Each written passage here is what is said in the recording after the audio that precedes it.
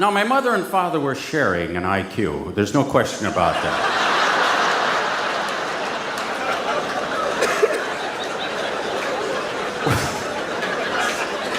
We were sitting at home one afternoon on a Sunday, and we were in tornado country there in Ohio, right? So we're sitting there, all of a sudden, outside, 3 o'clock in the afternoon, down the river, it just glows with red all of a sudden, and bang, this tornado hits our town. Come right up the river, took the roof of a house across the street, threw that down the street, a tree out of our yard like this, just picked it up, threw it down the street, bang, da-da-bum-bum, zoom, zoom, crash, right? I mean, just like a bomb went off. My dad gets up, he goes to the door, he looks out the screen door, and he goes, "Those darn kids."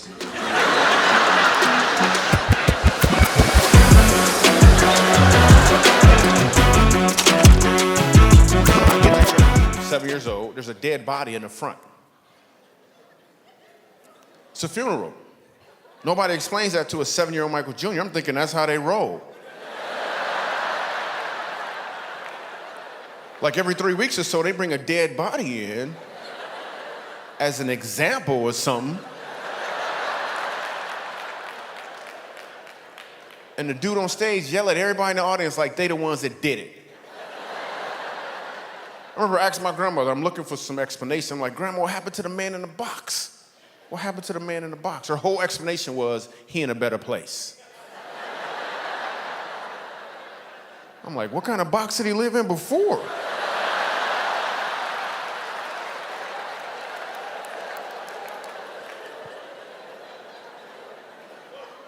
Dude on stage said he went to see the king. That was his whole explanation. He went to see the king. Ha! I don't understand what that meant. They didn't even call the kids choir up to sing. I was in the kids choir, not because I wanted to be in the kids choir. I was in the kids choir because I was a kid. And it was a requirement. And what song we got to sing? Soon and very soon, we are gonna see the king.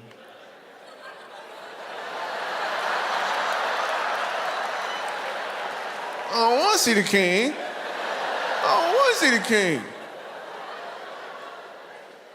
You ever go to a funeral and people always talking about the person in the box like they sure he going to heaven?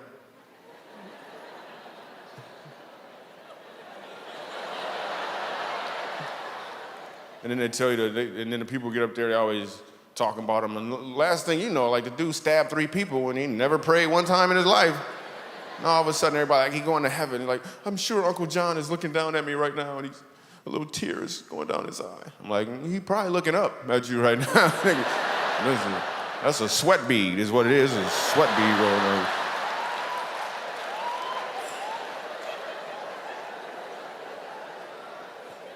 I just made that up right now. I just made that up.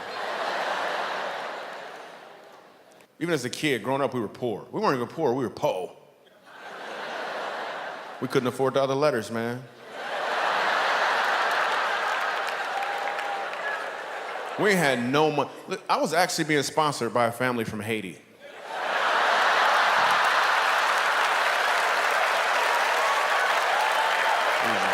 have no money, man. We just paid. Yeah, that's a funny joke. I see this lady over here struggling. She don't know if she should laugh or not.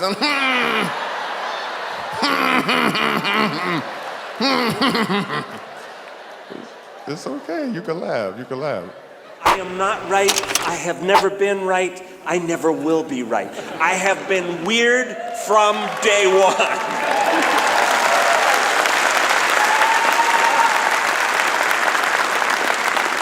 I enjoy things nobody else enjoys. One of my favorite Saturday things to do is to drive my motorcycle down to the highway near my home and sit on my motorcycle at the edge of the highway with my wife's hairdryer and point that at cars as they go by.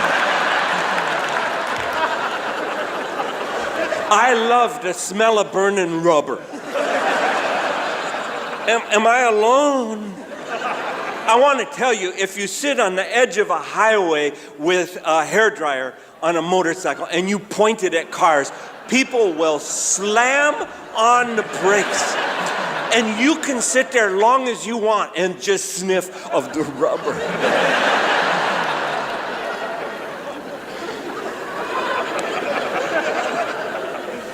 I am weird and it's getting worse. It has gotten worse. As I grow older, I seem to get weirder. I'm going to tell you a true story. I was at a meeting the other day. I had a meeting, about an hour-and-a-half meeting. And at the end of that meeting, as I headed out the door, I did what I now do almost every day of my life when I'm headed anywhere. I do the Macarena. On the way to the airport, I call it the airport Macarena. You remember that Macarena dance? Yeah, it's that, except I do it to check, to make sure I have everything that I'm supposed to have.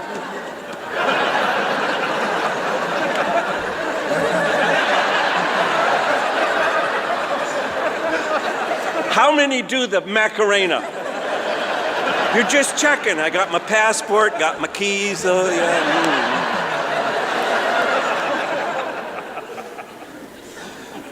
And I froze. No keys. No keys.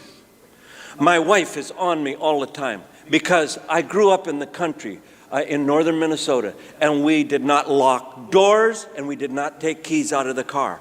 Why would you take keys out of the ignition? You will lose them if you take them out of the ignition.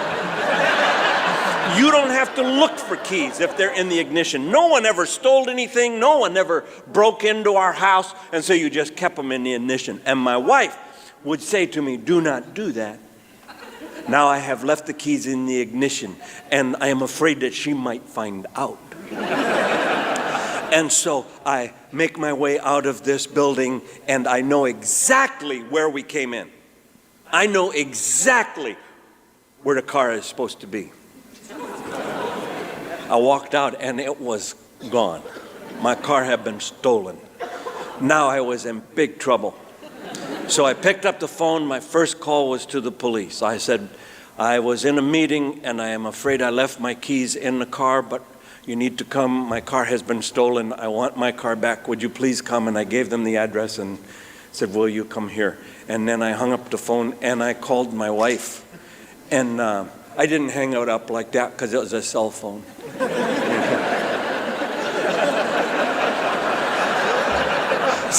That tells you how old I am. I hung up the phone and I called my wife. This was the most troubling call of all. And I said, "Sweetheart, I know you have told me that I should never leave my keys in the car, but I left my keys in the car, and I came out, and baby, the car is gone. The car had been stolen." You women have no mercy.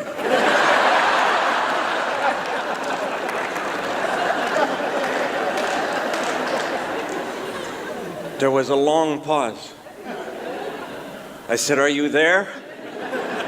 She said, "Ken, I dropped you off."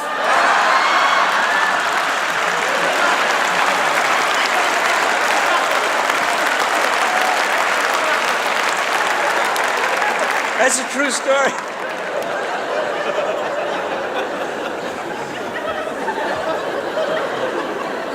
I said, "Can you come and get me?" She said, "Yes, I will be there in about 15 or 20 minutes. I said, "No, why 15 or 20 minutes? Can you come and get me now?"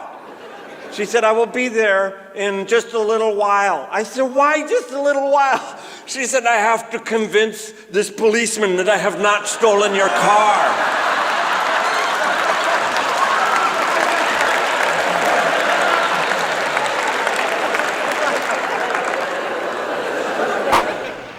And there's something up with the toy companies.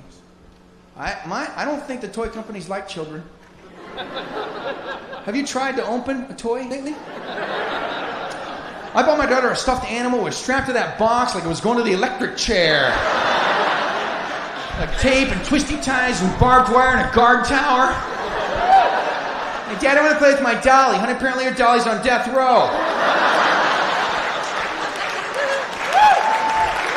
They put some nice clear plastic on the front so you can visit your doll anytime you like. Hi, Dolly, can't wait till you get out. I said, I can't wait till you get out. Let the toys go. What amazes me, though, is strapping up these toys, twisting, tying, strapping these toys in. This is someone's job. Like, who does this? Where is this done? Don't ever tell me elves are happy. I can only imagine this being done by someone at a state correctional facility somewhere.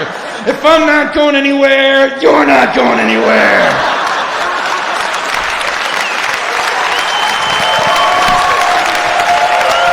Let the toys go! Let them go! Let the toys go! It's big business. Toys are big business, man. And this vintage toy thing, have you seen? I tell you, now this vintage toy thing, there are people scouring eBay, adult human beings, searching eBay in hopes of finding a toy that had to do with their childhood. Like, who are you people? Get a life. Because you keep outbidding me. I want my Captain Action to go with my Dr. No. I'm not going to get it. You keep outbidding me. My favorite toy as a kid was the G.I. Joe. My favorite toy, which my father didn't like me playing with, because he didn't like his son playing with dolls, even though it was a doll that came with grenades. Calling G.I. Joe a doll is like calling Ken a boy. Exactly it. He's G.I. Joe. He's an action figure. He's combat ready. He just happens to be tall enough to have tea with Barbie if he so chooses. The other thing I liked as a kid was Little Green Army guys. Like in Toy Story, the Little Green Army guys. We used to douse them with lighter fluid. Because if you melt your toys together, less toys to pick up. Then some kid always got the bright idea, I know what would work better than lighter fluid. What? Gasoline! There's a kid in the neighborhood with no eyebrows. Don't tell on me.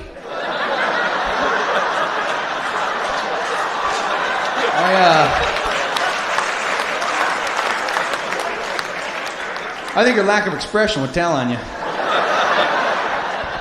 fact that you can't look surprised.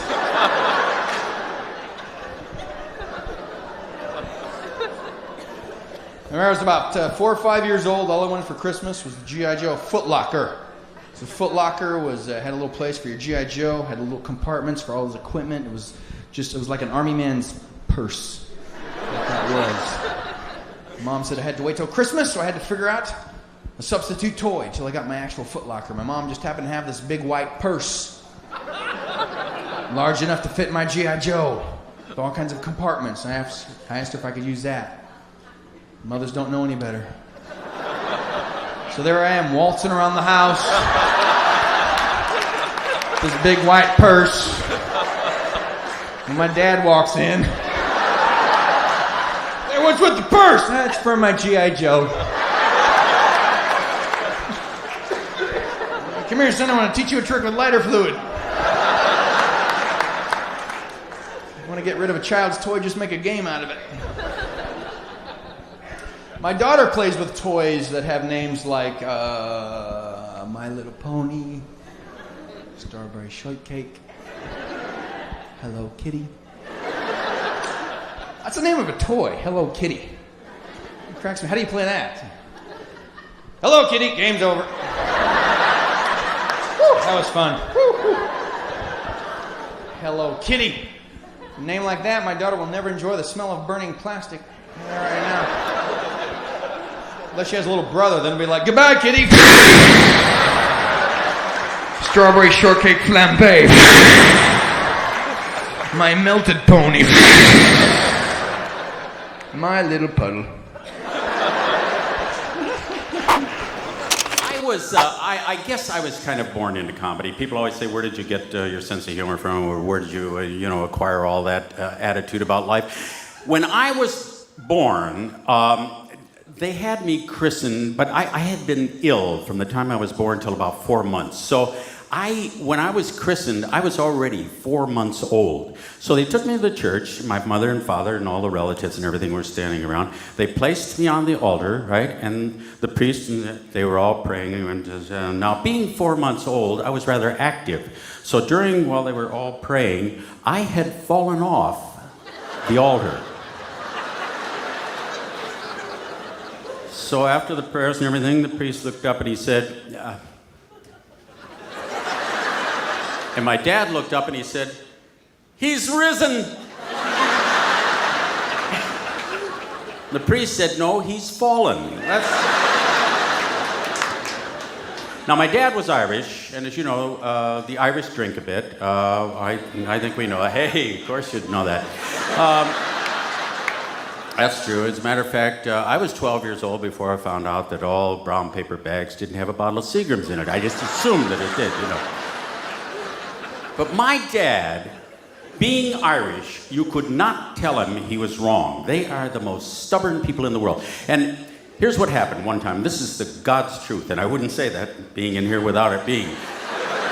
I swear this is the truth. He bought a doorbell in the hardware store and hooked it up at our house. Put the door thing on the outside there, ran the wires, hooked the bell up, the whole thing. But he had the wires crossed on the doorbell, so that the doorbell rang all the time, except when you pressed the doorbell.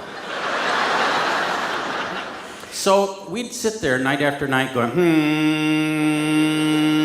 and when it would stop, my dad would go, "I'll get it."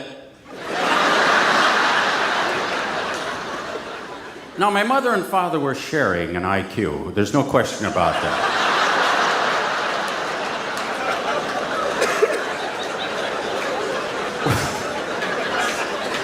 We were sitting at home one afternoon on a Sunday, and we were in tornado country there in Ohio, right? So we're sitting there, all of a sudden outside, 3 o'clock in the afternoon, down the river, it just glows with red all of a sudden, and bang, this tornado hits our town. Come right up the river, took the roof of a house across the street, threw that down the street. A tree out of our yard like this, just picked it up, threw it down the street, bang, did it, bum, bum, zoom, zoom, crash, right? I mean, just like a bomb went off. My dad gets up, he goes to the door, he looks out the screen door, and he goes, "Those darn kids."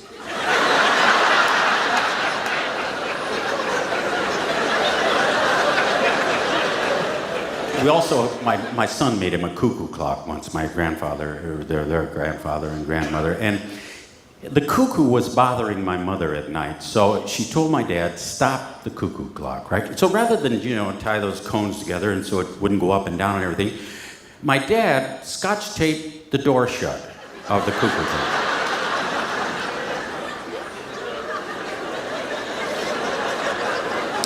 So now every hour you hear, "Mark, Mark."